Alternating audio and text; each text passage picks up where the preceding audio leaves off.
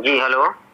जी दीपक जी बोल रहे हैं। जी भैया दीपक शर्मा बोल रहा हूँ। जी मैं राजनीतिक भारत की संवाददाता बात कर रहा हूँ। मैं चाहता हूँ कि आपका इंटरव्यू लूँ और मैं बहुत परेशान हूँ, बहुत दिन से घूम रहा हूँ इधर उधर। मैं सूचना भी आया है कि आपका तबीयत खराब हो चुका है, जिसकी वजह से मैं भी परेशान हूँ, दुख व्यतीत कर रहा हूँ, लेकिन मैं चाहता हूँ कि आपका इंटरव्यू लूँ। तो जी ठीक है भैया, ले लीजिएगा। इसमें प्रॉब्लम कब? परसों शाम को ले लीजिए। नहीं, आपको इतने बड़े श्रेणी जगह पर लाया और आप ऐसे हम लोग को ठुकरा रहे हैं, ठीक नहीं लगता है ना सर। ये सब गलत बात है, ऐसा कुछ नहीं है। नहीं, खराब ज्यादा हो गई थी तभी लेके जाना पड़ा है। ऐसा रहेगा तो हम लोग तो देखिए गलत न्यूज छापने लगेंगे तो आपको बुरा असर पड़ जाएगा ना, क्या समझे। आज तक आपके पक्ष में ही सारा रिपोर्ट आया है, सब कुछ बात हुआ है, आपका हालचाल दिखाया जा रहा है और जहाँ तक कुछ मदद होना भी है तो मदद भी कर रहे हैं, लेकिन कुछ कुछ ऐसे पत्रकार हैं जो आप अपना भाई समझते हैं उसको और हम लोग को नहीं समझ रहे हैं। मैं तो हर इंटरव्यू में बोलते आया हूँ कि मेरी शादी नहीं हुई है। मैं उस शादी को नहीं मानता हूँ कि जो मेरे कभी को पति के रूप में स्वीकार नहीं किया, मेरे फैमिली से खुश नहीं थी। नमस्कार, मैं युवराज, आप देख रहे हैं डेमोक्रेटिक लाइव और बिहार न्यूज़ फाइल। देखिए, हमको आधी रात में यहाँ इसलिए आना पड़ा क्योंकि कई मीडिया वाले दीपक जी के गेट के बाहर आके हंगामा खड़ा करके चले गए, कई सारे सवाल छोड़कर चले गए। सवाल ये था कि पूनम की शादी हो चुकी है और फिर भी दहेज के नाम पर उगाही किया जा रहा है, बिहार वासियों के भावनाओं के साथ खेला जा रहा है। दूसरा सवाल ये था कि दीपक जी की शादी हो चुकी है और ये खुलासा नहीं किए और मीडिया के सामने ये कह रहे हैं कि इनकी शादी हुई ही नहीं है। लेकिन बात उल्टा है, चूंकि जो मीडिया वाले यहाँ आए हुए थे वो कह रहे हैं कि एक रेखा नाम की लड़की थी जिनसे इनकी शादी हो चुकी है। कई तरह का सवाल है, हर सवालों का जवाब आपको इस वीडियो में मिलने वाला है। बस जरूरत है आपको ये वीडियो शुरू से लेकर लास्ट तक देखने की। अब चलिए, हर सवाल का जवाब आपको इस वीडियो में मिल जाएगा। अब पहला सवाल हम दागते हैं दीपक जी से। दीपक रिक्शा वाले जी हैं, इनसे जुड़ते हैं। ये कहा जा रहा है कि आपकी शादी हो गई है, क्या सच है क्या झूठ है, पूरा चीज़ आप खुल कर बोलिए, क्योंकि आप पे जो सवाल खड़ा हो रहा है कि कोई रेखा नाम की लड़की थी जिससे आपकी शादी हो चुकी थी। मैं तो हर इंटरव्यू में बोलते आया हूँ कि मेरी शादी नहीं हुई है। मैं उस शादी को नहीं मानता हूँ कि जो मेरे कभी को पति के रूप में स्वीकार नहीं किया, मेरे फैमिली से खुश नहीं थी और मेरे चेहरे से नफरत करती थी, तो मैं उस शादी को कैसे मान लूँ जिसके कारण मेरा घर द्वार सब बर्बाद हो गया, जो मुझे छोड़ के चली गई। तो मैं अंदर से इतना टूट चुका हूँ कि शादी के नाम से भी नफरत हो गया है। और मैं हर इंटरव्यू में बोल चुका हूँ कि आई हेट यू गर्ल, और आने वाले समय में भी कभी मैं शादी करना नहीं चाहूँगा, क्योंकि मेरा मकसद एक बहन की शादी और अपना घर और भाई का पढ़ाई। इसके लिए मैं 20 साल से पटना के सड़कों पर रिक्शा चलाया, और रिक्शा चालक का कितना बड़ा दर्द होता है जब आदमी रिक्शा चलाता है, कितना जोर पड़ता है। मेरी जवानी बर्बाद हो गई रिक्शा चलाने में, और लोग मेरी भावनाओं के साथ खेल रहे हैं, और लोग उल्टा मेरे कह रहे हैं कि मैं भावनाओं के साथ खेल रहा हूँ। तो ये सब बात मैं जनता से कहना चाहता हूँ कि अगर जिस तरह आप मुझे प्यार दे रहे हैं आगे भी देते रहिए, ऐसी बात नहीं है। हाँ, बताया ये भी जा रहा है कि आप पूरे बिहार वासियों के भावनाओं के साथ खेला है और कई सच जो है आप छिपा लिया है। क्या रेखा जो थी वो आपकी पत्नी थी? सच बता दीजिए। पत्नी कैसे स्वीकार कर ले? उसने मुझे कभी पति के रूप में स्वीकार ही नहीं किया, ना मेरे फैमिली वालों को स्वीकार किया, और मुझे छोड़ कर भी चली गई। तब बताइए कि मैं इस बात को मैं अपने सीने में दबा कर रख लिया कि मुझे कभी पति के रूप में स्वीकार नहीं किया, और मुझे कभी उसने प्यार भरा बात भी नहीं किया। तो मैं उस पत्नी का कैसे जिक्र कर लूँ? मुझे तो संसार के हर लड़की से नफरत नहीं पति मानी वो, क्या कारण था? मेरे रिक्शे चलाने की वजह से। रिक्शा चलाता था, देखने में स्मार्ट नहीं था, अच्छा मेरा वस्त्र नहीं था, और इसी के कारण बस। यानी कि रिक्शा चलाने की वजह से ये दीपक रिक्शा वाले क्या क्या खोए हैं इसका दर्द कोई नहीं पूछा, लेकिन ये कहने जरूर आ गया कि रिक्शा वाले ने झूठ बोला है। लेकिन झूठ क्यों बोला है इसका कारण कोई जानने का प्रयास नहीं किया। इसका कारण ये था कि शादी के नाम से दीपक रिक्शा वाले को नफरत हो गया, और उस नफरत इस कदर बढ़ गया कि ये शादी के नाम तक अपने जुबान पर नहीं लाना चाहते हैं। दूसरा सवाल ये है दीपक जी कि आपकी बहन की शादी हो चुकी है, वो भी कोर्ट मैरिज। जी, पहले तो मैं अपने आप को बताना चाहता हूँ कि मैं जब एक महिला इंटरव्यू मेरा ले रही थी तो उन्होंने कहा कि दीपक जी अब तो आप रातों रात वायरल हो चुके हैं, तो अगर आपकी कोई हम उम्र महिला अगर आपसे शादी करना चाही तो मैंने उन्हें पहले ही कह चुका था कि मुझे शादी के नाम से इतना नफ़रत है, शादी के नाम से मेरा इतना नफ़रत है। मैं पहले ही बता चुका हूँ कि समय से ही मतलब धूप उगता है, समय से ही सूर्य अस्त होता है, समय से ही सूर्योदय होता है, समय से ही फसल तैयार होता है, समय से ही पेड़ पौधा फल लगता है, हर चीज़ समय पे होता है। अब तो मेरा समय शादी वाला रहा नहीं, क्योंकि समय शादी का सबसे पर्टिकुलर एज होता है 20-25। अब मैं रातों रात वायरल हो गया तो ये तो लगता है हिंदुस्तान के जनता का प्यार है। मैं जानना चाहता हूँ कि लगता है उन्होंने मेरी मिमिक्री को पसंद किया है, तभी तो लोग मुझे इतना प्यार दे रहे हैं। अगर बुज़ुर्गों का आशीर्वाद अब हर भारत के नागरिक का प्यार मिलता रहे तो मैं हमेशा मिमिक्री करता रहूँगा। लेकिन इस तरह जो मेरा पर अपमान लगाया जा रहा है कि मैंने बिहार का मान सम्मान को ठेस पहुँचाया है, तो मुझे माफ़ कीजिएगा। आप मुझे जो सज़ा देंगे वो सज़ा मानने के लिए मैं तैयार हूँ। लेकिन मुझे नहीं पता था कि बहन की शादी करने के लिए मुझे इतना बड़ा मतलब अपमान का सहन करना पड़ेगा। जिस बहन को मैंने गोद में खिलाया है, जिस बहन को मैंने गोद में खिलाया था, मेरा सपना था कि बहन की शादी करूं, भाई को पढ़ाऊं। मेरा सपना इसलिए था क्योंकि मैं बचपन में पढ़ने में इतना ज़्यादा तेज़ था। मैं एक पंक्ति सुनाया हूं हर इंटरव्यू में कि democracy is the people, for the people and by the people. मेरे मास्टर साहब मुझे इतना प्यार करते थे कि एक दिन लड़का बहुत आगे जाएगा पढ़ने में, और पढ़ाई का दर्द मैंने झेला है। माँ सरस्वती मेरे कंठ में थी, तभी तो मैं मिमिक्री करता हूँ। लेकिन मैं ये बताना चाहता हूँ कि मैंने उस दर्द को खोया है कि पढ़ाई कितना बड़ा चीज़ होता है। अगर मैं पढ़ा लिखा होता तो एक अच्छे मुकाम में होता, लेकिन मैं पढ़ नहीं पाया गरीबी के कारण। और दूसरी बात, मैं झारखंड के बारे में बोला था, झारखंड में ज़मीन 4 डिसमिल है, लेकिन घर नहीं बना पाया। और अपने पूरा फैमिली को पटना में रखा हुआ हूँ। जहाँ आप देख रहे हैं ये एक मकान है, और यहाँ मेरी माँ झाड़ू पोछा का काम करती है, बूढ़ा बूढ़ी का सेवा करती है। वो रहने के लिए मकान दिए हैं और 1 पैसा किराया नहीं लेता है। मैं इस मकान मालिक का ज़िंदगी भर ऋणी रहूँगा, आजीवन ऋणी रहूँगा। जब जन्म लूँगा तब तक ऋणी रहूँगा कि ये उन्होंने हम लोग को रूम रहने के लिए दिया है। इसी वजह से मेरे अंदर चोट लगा कि मेरा कम से कम मैं तो नहीं पढ़ पाया, लेकिन मैं भाई को पढ़ा सकूँ। लेकिन मैं अभी तक भाई को कहाँ से पढ़ाऊँ, पढ़ाई में भी बाधा आ रही है। और इधर मैं रातों रात वायरल हुआ तो मेरा फैमिली में इतना कलेश, इतना चोट पहुंच गया कि मेरी माँ तो सुबह से खाना भी नहीं खा पाई। मुझे ऐसा प्रतीत हो रहा था, लग रहा कि माँ मर जाएगी। और मेरा बाबूजी दम्मा का पेशेंट हैं। अगर लोग जनता मुझे प्यार कर रहे हैं तो अच्छी बात है। मुझे तो लगता है कि मुझे जो भी पैसा डोनेशन आया है, जिसने दे दिया सब ले लीजिए। मैं चाहता हूँ कि सारा पैसा बैंक कर्मी ही ले लें, मुझे कोई पैसा नहीं चाहिए। बस मुझे पटना के सड़कों पर रिक्शा चलाने दीजिए। मेरा भाई पढ़े या ना पढ़े, मेरी बहन की शादी हो या ना हो। बताइए, एक बहन भाई का अरमान होता है कि बहन की शादी हो। बताइए मैंने ऐसा कौन सा गुनाह कर दिया? अगर मिमिक्री करना इतना अपराध है तो मैं आज से मिमिक्री करना बंद कर दूंगा। बहुत सारे मिमिक्री आर्टिस्ट हैं, राजू श्रीवास्तव हैं वगैरह वगैरह। मैं तो नाम नहीं जानता हूँ उतना, क्योंकि मेरे पास मोबाइल नहीं है कि मैं फॉलो कर सकता था। वो तो मोबाइल मिला है, अब मैं फॉलो करूँगा। क्या फॉलो करूँगा? अभी तो मैं सुर्खियों में ही आ रहा हूँ। मैं थक चुका हूँ, मुझे क्षमा करें। तो देखिए, ये दीपक रिक्शा वाला का दर्द है, और ये दीपक रिक्शा वाला का फैमिली है। बहुत छोटा सा फैमिली है और बहुत हंसता खेलता हुआ परिवार था, जो लोग सोचता है कि हम वायरल हो जाएंगे और एक स्टार बन जाएंगे। अब ये दीपक रिक्शा वाला भावुक हो रहे हैं और भी दर्द इनका बढ़ चुका है, चूँकि ये वायरल हो गए। और कई मीडिया वाले ऐसे हैं जो बिना सच्चाई जाने हुए इन पे कई सवाल दाग दिया। सवाल ऐसा कि मानो इनके कलेजे पे तीर भोंक रहा हो। देखिए, यही वो पूर्णिमा है जिस लड़की के बारे में बात किया जा रहा था। और ये बूढ़े माँ बाप है जो आप देख रहे होंगे, ये उनके पिताजी हैं और ये इनकी माँ है जो आप देख पा रहे होंगे। तो देखिए, आंख में आंसू है। बाप भी क्या कहें हम इनके बारे में, पूरा बकबका कर रो रहे हैं।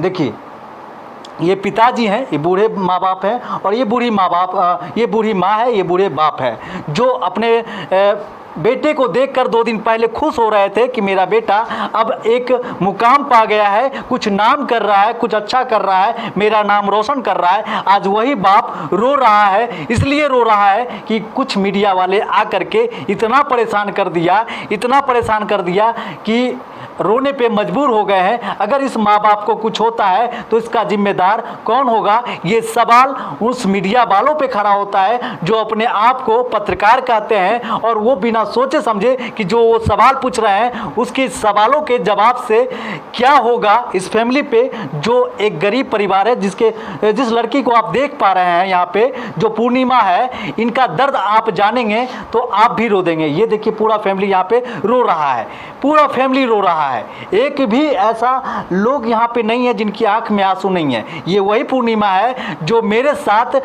2 साल पहले वीडियो एडिट किया करती थी और वो भी अपना शिफ्ट से पहले किसी के घर में झाड़ू पोछा करके आया करती थी। और यही वो पूर्णिमा है जिसके बारे में कहा जा रहा है कि 35,000 रुपया सैलरी इसको मिलता है। तो हम उस पत्रकार से पूछना चाहते हैं, क्या वो अपने वीडियो एडिटर को 35,000 रुपया सैलरी देते हैं? अगर देते हैं तो ये पूर्णिमा, अब उस पर कुछ सवाल हम पूछेंगे। क्या 35,000 रुपया अगर आपको सैलरी मिलता है तो कहाँ काम करना पसंद करेंगे उनके यहाँ? सबसे पहले तो ये बात है कि अगर 35,000 रुपया सैलरी वो देंगे तो हम हंसी खुशी उनके यहाँ पे काम करने के लिए तैयार हैं। बिल्कुल हंसी खुशी। कितने घंटा कीजिएगा 35,000 में? वैसे तो लोग 8 घंटा काम करते थे, अब बहुत जगह हो गया 9 घंटा। हम उनके लिए 11 घंटा काम करेंगे अगर वो मेरे को 35,000 रुपया देने को तैयार है तो। बिहार का कोई ऐसा मीडिया नहीं है जो कि 35,000 रुपया वीडियो एडिटर को दे दे। और ये वीडियो एडिट बहुत अच्छा वीडियो एडिटर है, जो क्योंकि हम भी एक वीडियो एडिटर हैं, दूरदर्शन में हम वीडियो एडिट किया करते हैं, आज भी करते हैं और रिपोर्टिंग भी करते हैं। और हमारे साथ ये वीडियो एडिट किया करती थी, एक मीडिया हाउस था जहाँ, और कई मीडिया में हम दोनों साथ में वीडियो एडिट किया करते थे। तो इस घर से हम 2 साल पहले से जुड़े हुए हैं और ये और पूरा फैमिली है। क्योंकि ये दीपक जो रिक्शा वाले हैं, सबसे पहला इंटरव्यू आप देखे होंगे तो डेमोक्रेटिक लाइव पे देखे होंगे, जो 1 साल पहले छठ के मौके पर यही दीपक रिक्शा वाले का हमने इंटरव्यू किया था। अब देखिए ये माँ और बाप जो है, देखिए बाप जो है रो रहे हैं, इनसे कुछ हम पूछेंगे नहीं क्योंकि मेरा ये मकसद नहीं है जैसे और भी मीडिया वाले आए और परेशान कर चले गए। मेरा भी वो मकसद नहीं है कि हम इनको परेशान करें। मेरा ये मकसद है कि जो लोग यहाँ पे सवाल छोड़ के गए उसका जवाब हम उन लोगों तक पहुँचा दें, उन बिहार वासियों तक पहुँचा दें जिसका वो इंतजार कर रहे हैं। पूर्णिमा, अब ये बताया जा रहा है कि आप 2 साल पहले लव मैरिज कर लिए हैं, वो भी कोर्ट से। सबसे पहले कि जो आप क्वेश्चन मेरे से कर रहे हैं कि 2 साल पहले लव मैरिज शादी कर ली, ये सबसे खुशी की बात है। और हर माँ बाप के लिए खुशी की बात होती है कि मेरी बेटी की शादी हो गई है, वो बहुत खुश होते हैं। क्योंकि तरह तरह के लोग उससे क्वेश्चन करते हैं ना कि आपकी बेटी की शादी नहीं हुई, और मतलब अपने लैंग्वेज में बोले तो लोग कहते हैं ना, बेटिया के ब्याह कहिया करवा। तो सबसे पहले बात की ये खुशी की बात है कि मेरी शादी हो गई। ये बात तो मेरे लिए खुशी की बात। हम यहाँ रोकना चाहेंगे कि पड़ोस वाले ये बोल के बेटिया के बियाह कब करबो, ये बोल के अपना भरास तो निकाल लेते हैं, लेकिन जिससे पूछते हैं उनके दिल पे क्या गुजरता है ये हर लोग जानते हैं। और खास करके बिहार के लोग तो बखूबी जानते हैं कि उनके दिल पे क्या गुजरता है कि बेटिया के बियाह कहिया हो। तो यही है कि लोग मेरी माँ से, मेरे बाबूजी से ये बात पूछते हैं कि बेटिया के बियाह कहिया करवा। ठीक है। और अभी कुछ भाई लोग आए थे, कुछ बहन लोग आई थी, जो मीडिया कर्मी लोग बाहर थे, कई बड़े बड़े लोग आए थे। मैं तो उनको नहीं जानती हूँ क्योंकि मैं घर पे बंद थी, सब लोग घर पे थे, बहुत ज़्यादा परेशान कर रहे थे वो लोग। मतलब ऐसा कर रहे थे ना कि गेट इतने ज़ोर ज़ोर से हिला रहे थे कि घर के वो बाहर से कूद करके अंदर आ जाएंगे। कई लोग ऐसा बोल भी रहे थे कि चलो गेट तड़प के चलते हैं। मेरे मम्मी पापा काफ़ी बूढ़े हैं, कई बार तो इन लोगों के सामने अगर मोबाइल रख दिया जाए तो अच्छे से बात नहीं कर सकते हैं। थोड़ा सा अलग इसलिए हो गए ताकि ये अगर इनके सामने अगर आप कैमरा रख दो ना फ़ोन का तो ये लोग हड़बड़ा जाते हैं। तो ये बेचारा न्यूज़ वाले के सामने क्या बोलेंगे, इनका तो हार्ट अटैक हो जाएगा। इनकी वजह से हम लोग काफ़ी लोग अंदर थे। ठीक है। और लोग कह रहे हैं कि 2 साल पहले मेरा शादी हो गया, इसके लिए हम बहुत खुश हैं। और मतलब मम्मी लोग को भी बता दिया कि भाई 2 साल पहले मेरा शादी हो गया, क्योंकि मेरे को तो पता नहीं है, मुझे पता नहीं कि 2 साल पहले मेरी शादी हुई है। अगर हुई है तो प्लीज़ आपसे काइंडली रिक्वेस्ट है, मेरा जो भी मुझे देख रहे हैं, मेरा पति कौन है उसको लेकर के आइए, और जिस कोर्ट में मेरा शादी हो गया है वहाँ का प्रूफ मुझे ला करके दीजिए। और सबसे अच्छी बात यह है कि मेरी शादी हो गई और मुझे ही नहीं पता है कि मेरा दूल्हा कौन है। हाँ, ये सबसे बड़ी सवाल इन्होंने जो कहा है कि इनकी शादी हो गई थी, इनका प्रूफ इनको चाहिए। ये सवाल कर रही है उन लोगों से जो यहाँ पे सवाल छोड़ कर गए थे कि पूर्णिमा का शादी हो गया है, जिसका नाम पूनम भी है और पूर्णिमा भी है। ये बात सही है कि इनका घर का नाम पूनम है और बाहर में लोग इनको पूर्णिमा के नाम से जानते हैं। अब दूसरा सवाल ये है कि आपका एक स्टूडियो है जो वेडिंग स्टूडियो है, जो कि वेडिंग का काम, शादी का काम उठाते और मोटा मोटा पैसा उठाते और खूब कमाते हैं आप। अरे भाई, हमको पता ही नहीं है कि मतलब मेरे पास स्टूडियो है, मेरी शादी हो गई, मुझे नहीं पता। हम आप लोग से ये कहना चाह रहे हैं, भैया जो भी है, भैया बहन दीदी चाचा जो भी आप लोग हैं, अगर मेरा स्टूडियो है तो आप हमको प्रूफ कीजिए मेरा स्टूडियो है, हम आपको लिख देंगे और खुशी खुशी आपको हम देंगे कि भैया आप स्टूडियो को चलाइए और प्लीज़ पत्रकारिता करना छोड़ दीजिए। इसमें अगर आपको पैसा कम लग रहा होगा तो आप स्टूडियो से पैसा कमा लीजिएगा, हम हंसी खुशी आपको वो चीज़ दे देंगे। तो देखिए, यही इनकी खूबसूरती है। गरीब जरूर हैं लेकिन जवाब देना जानती हैं। ऐसा ये मत समझिए कि रिक्शा चलाने वाले का फैमिली है तो ये जवाब नहीं दे पाएंगे, क्योंकि डर जाते हैं। एक साथ कई मीडिया वाले जब आक्रामित हो जाते हैं, लगता है कि जैसे कोई बड़ा कांड कर दिया हो, और इस तरह से सवाल पूछने का भी तरीका होता है। लेकिन आप गेट को जिस तरीके से ये बता रहे हैं कि गेट को लगातार धक्का दिया जा रहा था, तो ये पत्रकारिता का शोभा नहीं देता, ये पत्रकारिता में ये शोभा नहीं देता है। पहले तो आप जर्नलिज्म पढ़ लीजिए और प्रेस एक्ट को पढ़ लीजिए कि प्रेस एक्ट होता क्या है। और इसलिए ये एक अच्छा बात बोली कि जो पत्रकारिता से पैसा नहीं कमा पाए हैं तो उनके लिए सुनहरा मौका है। अगर इनका स्टूडियो है और वो इनका स्टूडियो है, जो वेडिंग स्टूडियो बताया जा रहा है कि पूर्णिमा का स्टूडियो है, और खूब पैसा कमाती हैं, लाखों रुपया महीना कमाती हैं और साल भर मज़े से काटती हैं, तो अगर आप लोग वो स्टूडियो इनका साबित कर देते हैं कि वो स्टूडियो पूर्णिमा का है और दीपक शर्मा का है, तो आप पता करके सामने रख दीजिए, प्रेस कॉन्फ्रेंस कर दीजिए, सभी पत्रकार के सामने ये साबित कर दीजिए कि ये स्टूडियो इन्हीं का है। तो ये कह रही हैं कि वो स्टूडियो आपके नाम उसी वक्त लिख देंगे और वो स्टूडियो आपका हो जाएगा। अब दूसरा सवाल ये है पूनम जी कि आपके शादी के नाम पर डोनेशन मांगा जा रहा है, ये गलत है, ये बिल्कुल गलत बात है। भैया का जो भी ऐसा वीडियो है, जो भी इनका इंटरव्यू लिया है, उसमें कोई ऐसा बात नहीं बोला गया है कि हाँ आप मुझे डोनेशन दो, मुझे चंदा जो दो, मैं भीख मांग रहा हूँ। ये चीज़ गलत है, ऐसा बिल्कुल ही नहीं है। एक भी वीडियो में ऐसा नहीं बोली है? बिल्कुल नहीं, बिल्कुल नहीं। आप तो वीडियो किसी वीडियो में तो है ही नहीं। आप चलिए हम दीपक रिक्शा वाले से जुड़ते हैं। दीपक जी, जो यहाँ पत्रकार आए और कुछ सवाल छोड़कर चले गए, उसमें ये भी सवाल शामिल है कि आप अपनी बहन के शादी के नाम पर पूरे बिहार को ठगना चाह रहे हैं। जी नहीं, ऐसी बात नहीं है। मैं हर इंटरव्यू में बोल चुका हूँ कि मैं प्यार का भूखा हूँ, पैसों का नहीं। मुझे डोनेशन का एक पैसा भी नहीं चाहिए। डोनेशन का जो भी पैसा आया होगा, अभी वो पैसा जो आदमी देना, जो पत्रकार चाहे वो हमसे ले सकते हैं।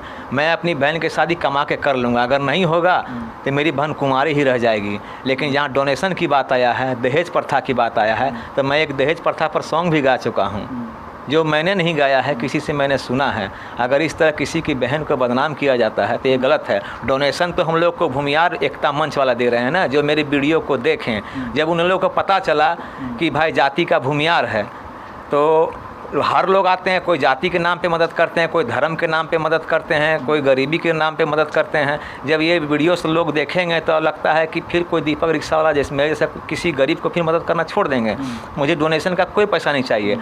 जिसको चाहिए वो आके हमसे ले लें। मैं सारा पैसा बैंक ऑफ इंडिया से निकाल के उस व्यक्ति को दे देना चाहता हूँ। मुझे कोई पैसा नहीं चाहिए, बस यही सब बात है। हम बोलेंगे एक चीज़। तो एक सवाल और है, बताया ये भी जा रहा है कि ये लव मैरिज शादी है, तो क्या ये लव मैरिज शादी है या अरेंज मैरिज है? किसकी? आपकी बहन की। मेरी बहन की अगर शादी हुई होती, मैं बचपन से अपनी बहन को गोद में खिलाया हूँ।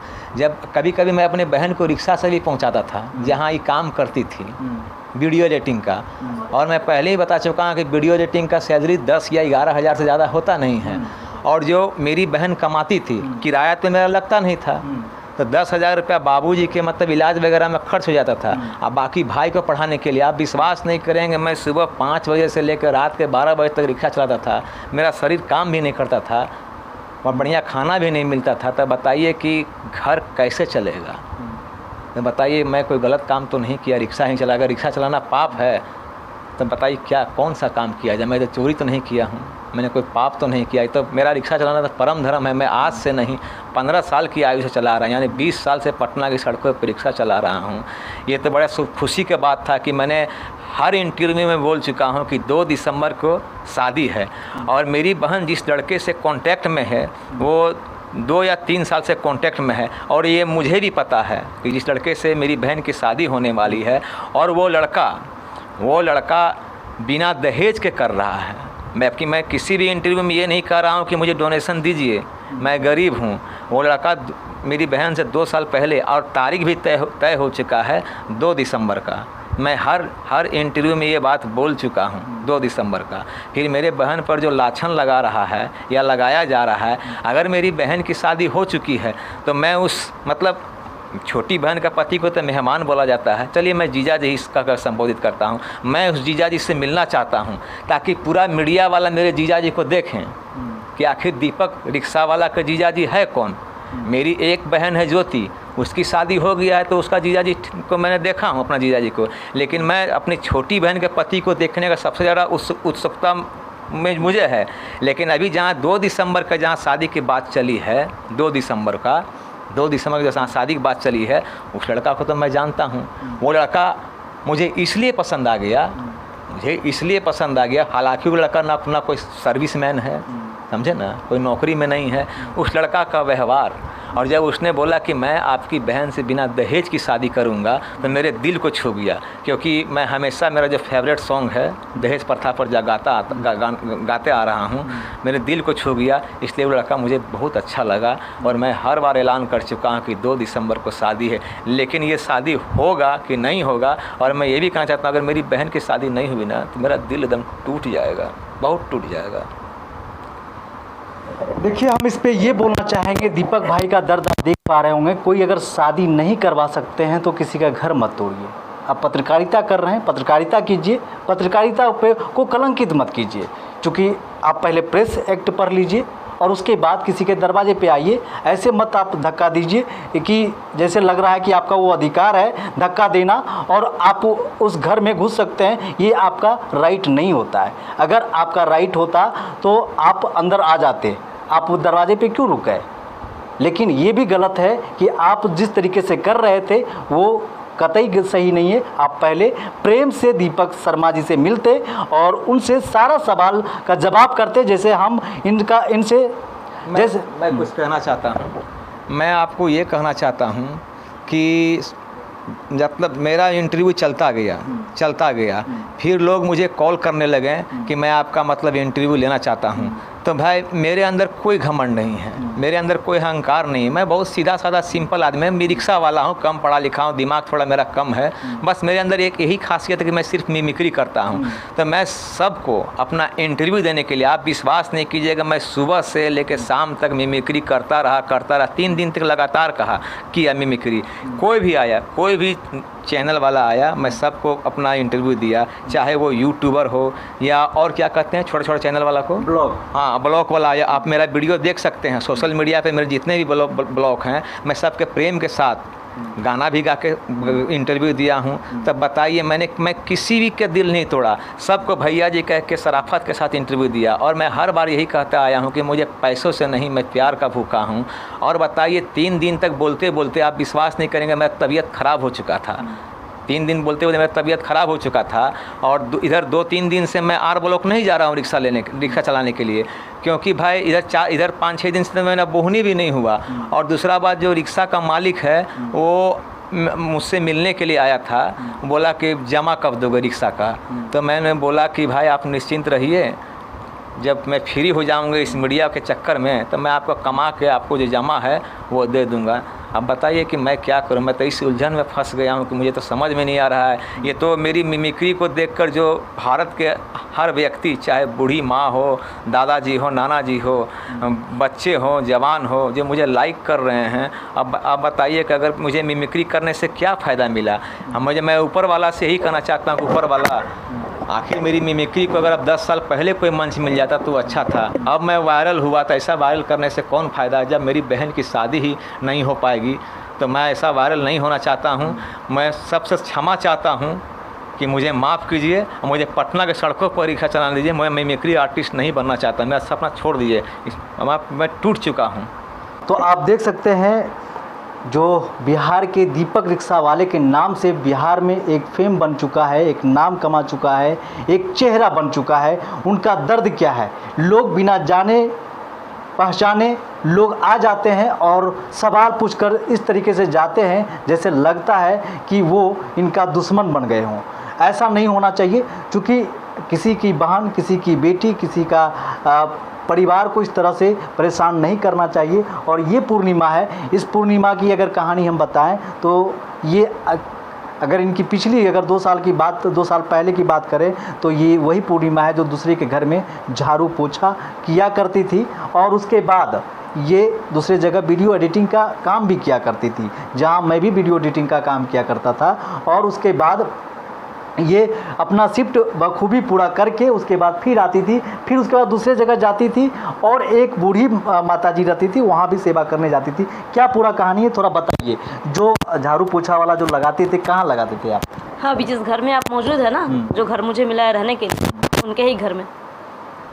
ये काफ़ी टाइम से हम लोगों को करीबन लगता है 2-2.5 साल तो हो गया है यहाँ पे हम लोग हैं।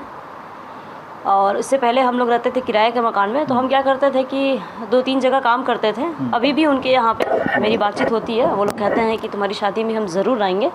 उनके घर पे हम जा कर के काम करते थे। और अभी जिस घर में है ना, यहाँ भी सुबह सुबह काम करके हम जाते थे। हम तो बहुत पढ़े लिखे नहीं हैं, क्योंकि मेरे भैया भी पढ़े लिखे नहीं है, हम इसलिए भी हम भी पढ़े लिखे नहीं हैं, क्योंकि भाई पेरेंट्स के पास उतना पैसा था नहीं जो हम लोग पढ़ते हैं। इसलिए हम लोगों का शौक़ जागा है कि मेरा भाई पढ़े, उसके लिए हम और मेरा भाई दोनों हम लोग मेहनत करते हैं। ठीक है, तो जहाँ पे अभी हम लोग हैं उनका हम लोग सेवा करते थे, काम भी करते थे, झाड़ू पोछा बर्तन करना हो, उनका साफ़ सफाई करना हो। काफ़ी बूढ़ी थी आप रहती हैं, इनका बेटा बेटी कहाँ रहते हैं? ये लोग बाहर रहते हैं, आते हैं, मिलते हैं। मतलब बाहर कहाँ? कुछ लोग इसी देश में रहते हैं या नहीं, कुछ दुबई में रहते हैं, कुछ दिल्ली में रहते हैं, कुछ अहमदाबाद में रहते हैं। तो वो लोग यहाँ पे आते हैं। उनके मम्मी पापा यहाँ पे रहते थे। मम्मी और पापा दोनों का एज कम से कम 80 और 85 था। उनकी जो मम्मी जो थी, जो यहाँ की मकान मालकिन जो आंटी थी, वो बीमार रहती थी, वो उनका तबीयत ख़राब रहता था। तो उनका इलाज करने के लिए लोग डॉक्टर आते थे। उसके बाद जो नर्स आती थी उनका जो हेल्प करता था। तो उन लोग बोलते थे कि नहीं, इन लोग है तो हम लोग इनके ऊपर ज़्यादा ट्रस्ट करते हैं, तो हम इन लोग को ही यहाँ पर रखेंगे और मेरा घर का काम भी करेगा और इन लोग रह भी लेगा और ये लोग आदमी भी ठीक है। तो हम लोग इनके पास में रहे, इनका काम किए और इन लोग के साथ में ही रहे हैं। और अभी आज जो सुबह मॉर्निंग में यहाँ पे बहुत सारे लोग आए हुए थे, वो बोल करके गए हैं कि अरे इतना बड़ा घर है तो लोग गरीब कैसे हो सकता है। अरे कम से कम जानने का कोशिश तो कीजिए ना कि इतना बड़ा घर में क्या गरीब रह रहा है लोग? इतना बड़ा घर में क्या एक गरीब नहीं रह सकता है? बहुत ऐसा दरिया दिल लोग है, ऐसा नहीं है, बहुत ऐसा दरिया दिल लोग है जो लोग फ्री में किसी को रखता है। तो पहले ये तो जानिए आप कितना बड़ा घर में है क्या। अब घर के अंदर में इतना बड़ा घर है, अरे हम लोगों का भी तो कोई दोस्त होगा, कोई बंधु होगा, कोई परिवार होगा। अगर वो कोई अंदर आकर के बाइक लगाता है तो आप ये बोल के जाइएगा कि वो दीपक जी का देखा ना हो, 2 दीपक जी की गाड़ी लगल है। पहले आप इसको ये पता तो कर लीजिए कि ये है किसका। आप कुछ भी बोले जा रहे हैं, ये बताइए ये कहाँ तक सही है? ये गलत चीज़ है ना। और दूसरी चीज़ हम ये बोलेंगे कि मेरे भैया कल शायद कल भैया या परसों कल जा करके अकाउंट में जो भी पैसा आया था भूमिहार समाज की तरफ से उसको सिक्योर करा करके आए हैं कि सर इसमें से 1 रुपया निकलना नहीं चाहिए। काहे कि 2500 रुपया का उसमें से ट्रांजेक्शन हो गया था। तो हम लोगों ने ATM ब्लॉक करा दिया। हम लोग को उतना समझ में नहीं आया, तो भैया को बोले भैया चल बैंक जा करके हम उसको क्लोज़ करवा देते हैं। तो सर बोले कि हाँ ठीक है, आपका पैसा सिक्योर हो गया, पैसा आपका कहीं जाएगा और इधर उधर आपका का पैसा नहीं होगा। तो अगर हम लोग लूटते हैं, लोगों को बेवकूफ़ बनाते हैं, भारतवासी बिहारवासी जो आप कहें जिनको भी बेवकूफ़ बनाते हैं, तो उनका पैसा हम लोग खाते हैं। लेकिन हम लोगों के मन में ऐसा बिल्कुल कुछ नहीं है। और उनको लगता है कि 2 लाख रुपया से शादी बहुत अच्छे से पूर्णिमा जी का हो जाएगा। तो जितने भी भैया बाहर आए हुए थे ना, भैया है, भौजाई है, दीदी है, हम सब पैसा उनको देने के लिए तैयार है। मेरा शादी वो अच्छे से करा दें अगर हम पैसा रख रहे हैं, खा रहे हैं तो। अगर उनको ऐसा लगता है, आयंश के बारे में भी बहुत सारे लोग बोल के गए। तो देखिए एक सवाल हम और पूछना चाहेंगे, क्योंकि कई मीडिया वाले भी फ़ोन करते हैं और धमकी भी देते हैं, उसका रिकॉर्डिंग भी सुनाएंगे कि मीडिया का असली चेहरा क्या है।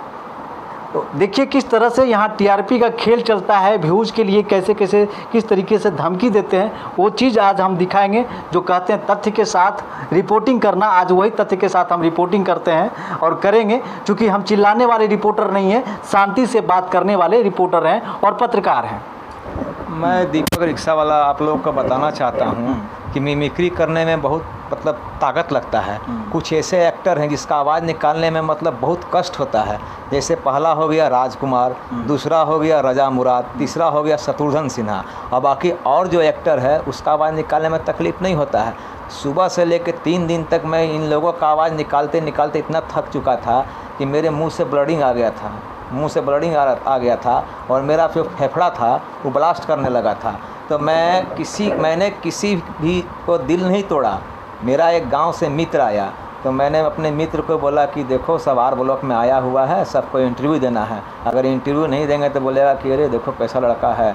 तो मैं मामू को बोला, मैंने मामू मैं से प्यार से बोलता हूँ हाँ कि ऐसा करो मेरा रिक्शा चला के तुम ले चलो, काहे कि मेरी तबीयत ठीक नहीं है। तब तो फिर वो उन्होंने रिक्शा चला के ले गया। तो ठीक आर ब्लॉक से पहले एक मंदिर है जहाँ घड़ा उड़ा बिकता है, हाँ, तो वहाँ मेरा तबीयत बहुत ज़्यादा ख़राब हो गया, क्योंकि दवा तो मैं ले रहा था, मेरा फेफड़ा में दर्द भी कर रहा था, मुंह से ब्लीडिंग आ गया था, मैं नहीं चला पाया। लास्ट में को बोले कि मुझे बहुत जोर चक्कर आ रहा है। फिर मैं रिक्शा पे सो गया, तो वहाँ भी मीडिया कर्मी उस वीडियो को पेस्ट कर दिए।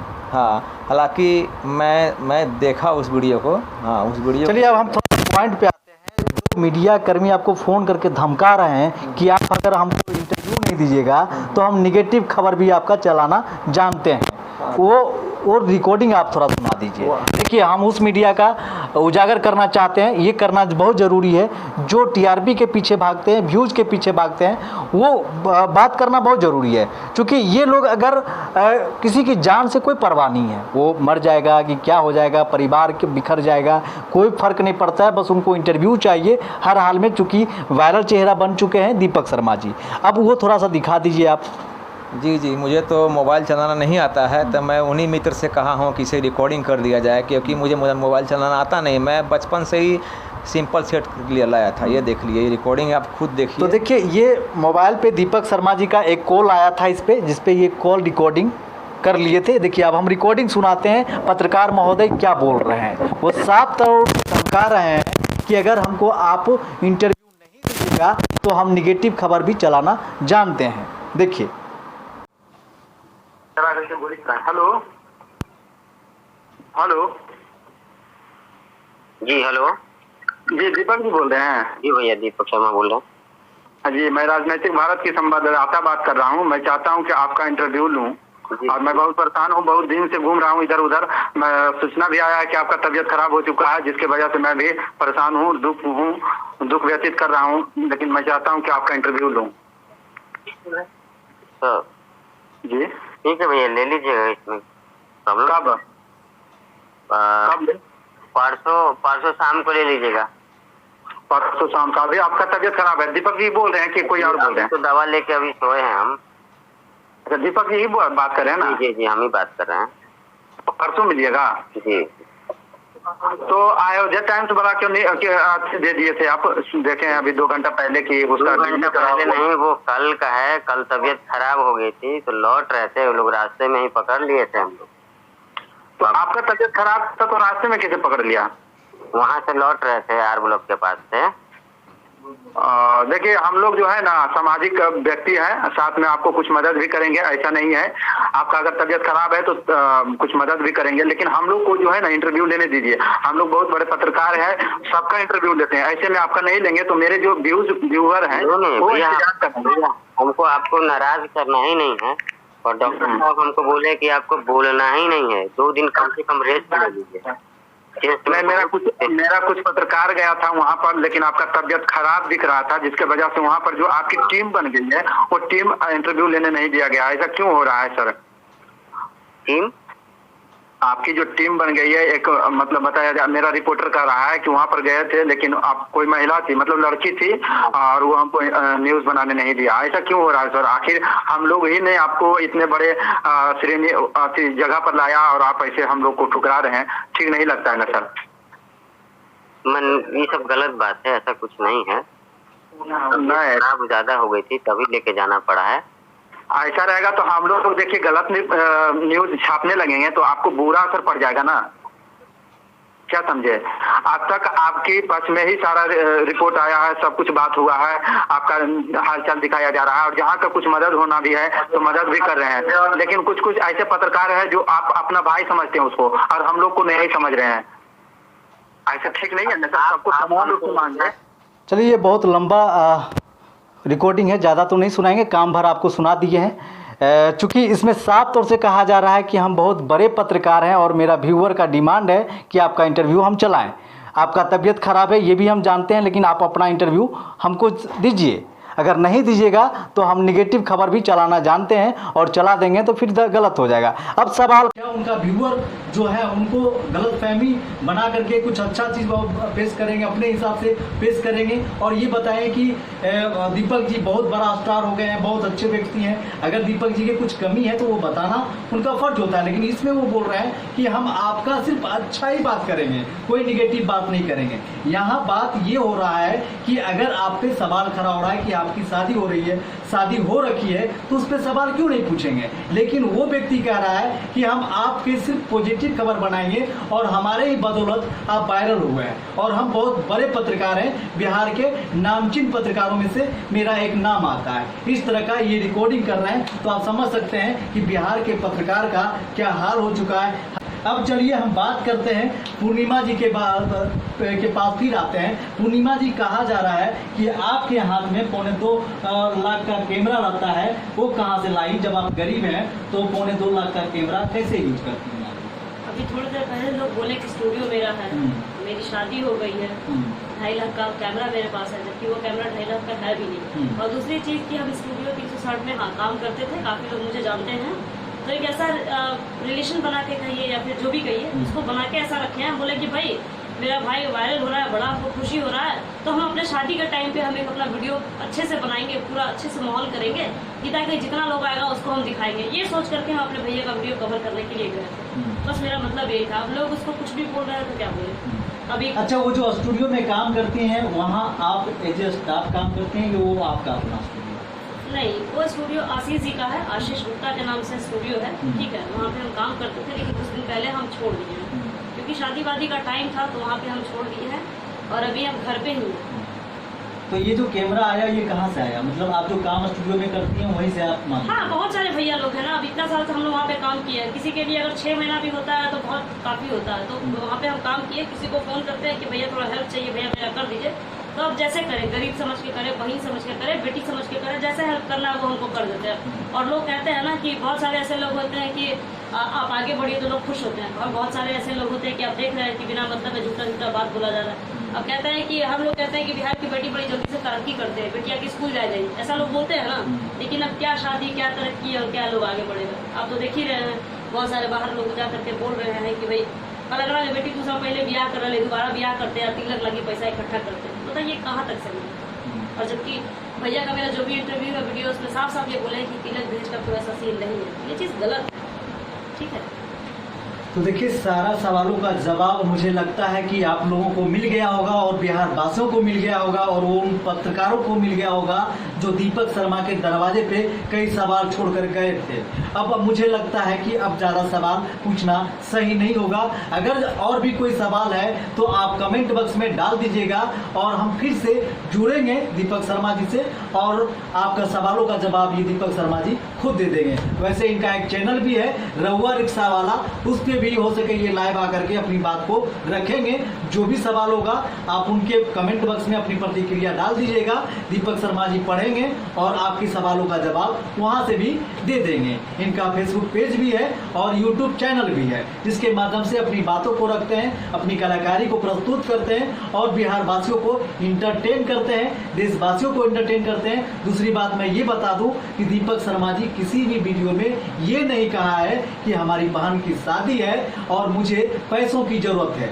इन्होंने साफ तौर से क्लियर कर दिया है कि इनकी बहन के साथ जिनका शादी होना है, जो लड़का इनके साथ शादी करेगा वो बिना दहेज का शादी करेगा, 1 रुपया दहेज नहीं लेने जा रहा है। तो ये बड़ी अच्छी बात है। इसी तरह का खबर देखने के लिए देखते रहिए डेमोक्रेटिक लाइव और बिहार न्यूज फाइल। और किसी प्रकार का सवाल हो डेमोक्रेटिक लाइव पे और बिहार न्यूज फाइल पे अपनी प्रतिक्रिया डाल दीजिए। हम फिर से दीपक शर्मा जी से जुड़ जाएंगे और आपके सवालों का जवाब देने का प्रयास करेंगे।